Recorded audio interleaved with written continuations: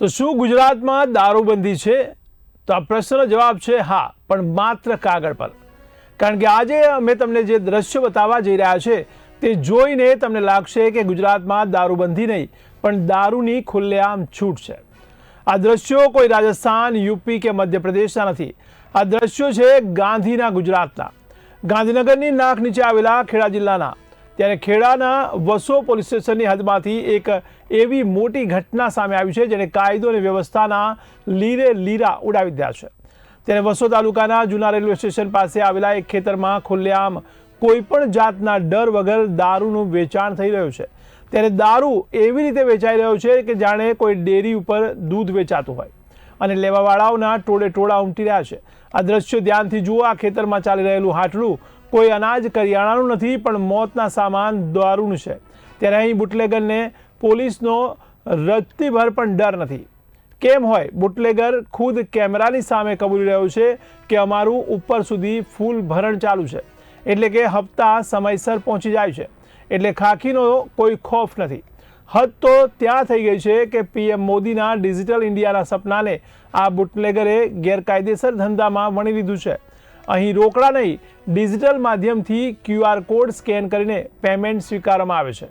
જો ઉચ્ચ અધિકારીઓ દ્વારા આ બેંક ટ્રાન્ઝેક્શનની તપાસ થાય તો લાખો કરોડોના વ્યવહારો અને બેનામી મિલકતો સામે આવી શકે છે. તો ફોન લાઈનથી અમારા સહયોગી હરીશ મેઘવંશી જોડાયા છે.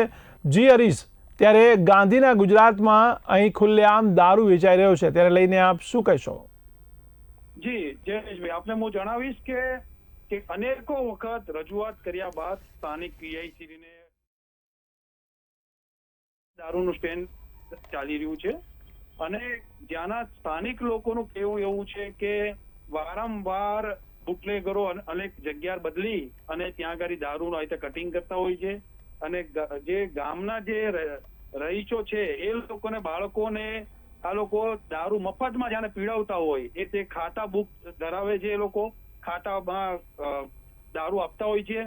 તો આવા નુસન્સને બંધ કરાવવું જોઈએ અને LCB PCB કેમ મૌન છે એમાં પણ એક ભારી સવાલ છે. જી, આ ઉપરાંત આ લોકો જે ડિજિટલ ઇન્ડિયાનો ઉપયોગ કરે છે, એટલે ખાસ કરીને આપણે કહી શકીએ કે QR કોડ વડે પણ પૈસા લેતા હોય છે. તો આ લોકો અત્યારે જોવામાં આવ્યું છે આપણા સ્ટિંગ ઓપરેશનમાં કે એ લોકો ડિજિટલ માધ્યમને પૈસા લે છે, સ્વીકારે છે અને બુટલેગર ખુદ સ્વીકારે છે કે અમે ડિજિટલમાં માધ્યમથી પેમેન્ટ પણ લઈએ છીએ અને અમને બુટલેગર કે છે કે અમને પોલીસનો કોઈ ડર નથી, અમે લોકો હપ્તો આપીએ છીએ એટલે અમને કોઈ પોલીસ અહીંયા આવતી નથી, અમને કોઈ હેરાન કરતી નથી. જી, તો ખાસ કરીને યુવાનોને આપણે કહીએ કે દેશનું જે યુવા ધન છે એમની સાથે આ ચેડા થઈ રહ્યા છે, ત્યારે તંત્ર દ્વારા શું કોઈ પગલાં અગાઉ ક્યારે લેવામાં આવ્યા છે ખરા?